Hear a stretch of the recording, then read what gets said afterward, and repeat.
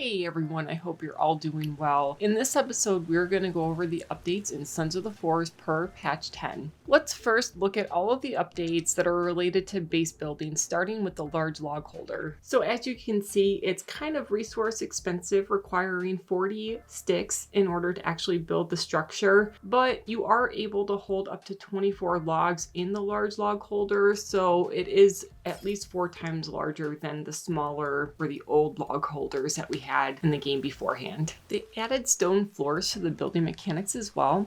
This was built for staging purposes, and it's raised a little bit as this is equivalent to about 3/4 of a log off the ground. The floor looks really nice, and the fact that this foundation is raised also demonstrates that you can use the stones as ceilings. I did have trouble getting the floor started. Trying to find the arrow that allows you to place down the stone to build the floor was a little bit tricky. Just be aware that finding the stones and the animation for placing them down is a time sink. I know on the Sons of the Forest subreddit, a lot of people are waiting to finish the game and terraforming the crap out of the map, so building a stone castle may buy you some time as you wait for the game to be fully released. They also made the roof building easier, and you can now construct roofs placed at 90-degree angles. This is just an example again, but I love this update. Prior to this update, many creators made videos on recreating this effect, and it was not intuitive and it was pretty difficult.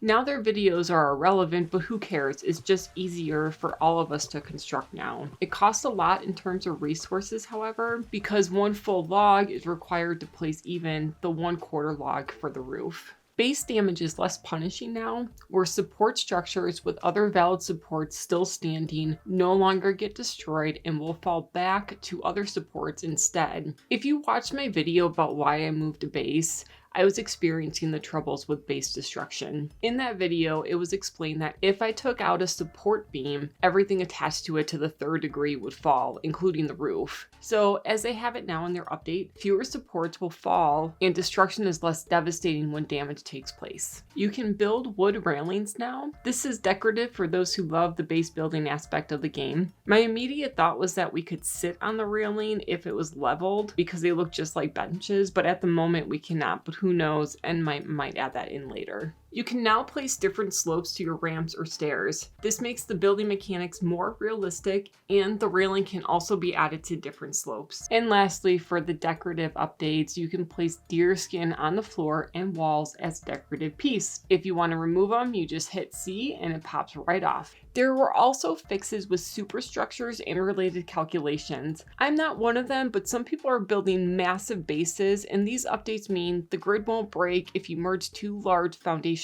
together. And I also read that your animations from the large structures won't cause as much lag. So like if you have many wall torches on your superstructure. If you've played in multiplayer, several issues were also fixed. Such updates include issues with repairing structures, construction placement, and construction processing. There is a new self-immolation cannibal. Basically, he sets himself on fire and chases you like a maniac. The update says this cannibal is particularly aggressive. My demo videos are shot with a custom game where the cannibal aggression is turned all the way down, and I'm not sure if Endnight has adjusted this cannibal's aggression to different difficulty modes, but if they did, he's probably insane in the harder difficulty modes because just in the custom game, he was pretty aggressive. This cannibal will also attack our beloved NPCs and set them on fire.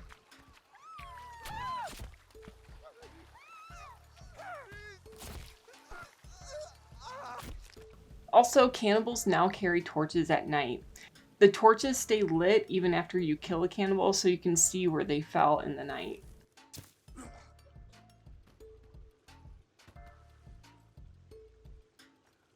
Some villages will now have gold mask leaders. I traveled to a few different villages and I couldn't find exactly what this looked like. This may be best observed if you just play the game organically and happen upon these types of villages. There was also an update where Kelvin has more emotes. I tried giving him a couple of commands to see if he gave me an emote that was unfamiliar to me or something that was different, and I couldn't find it. So again, I think this is something that you will be able to observe if you just play the game organically.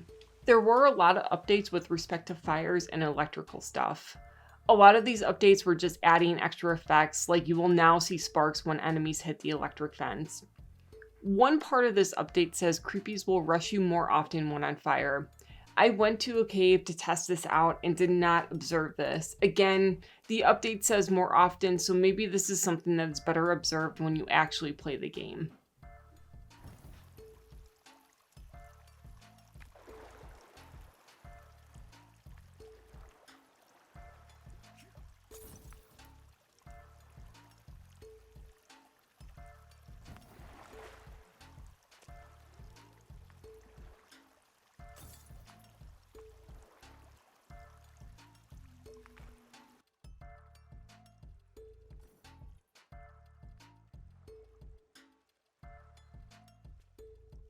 They also changed the time bomb to be a sticky bomb.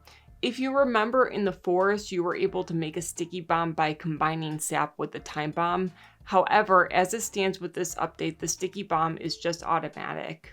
The bomb is still timed, as in there's a delay before it actually explodes. So in the forest, we had the option to have just a time bomb that doesn't stick to surfaces, and then you could craft it with sap so that it would stick to surfaces. As with this update, there is no option, it just will stick to surfaces. They also added the north direction on the GPS tracker screen. They added a north direction on the status screen in the corner quite a few updates ago, and it seems like the two now follow each other pretty accurately, so this is overall a good update. There are a few updates that contain spoilers.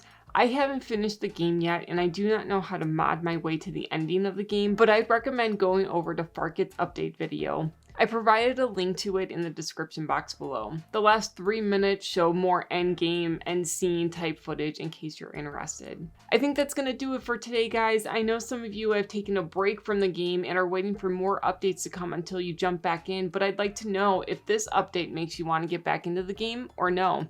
Let me know in the comments down below. My name is Heather, and thank you for letting me put my game on for you. We'll see you in the next one. Bye!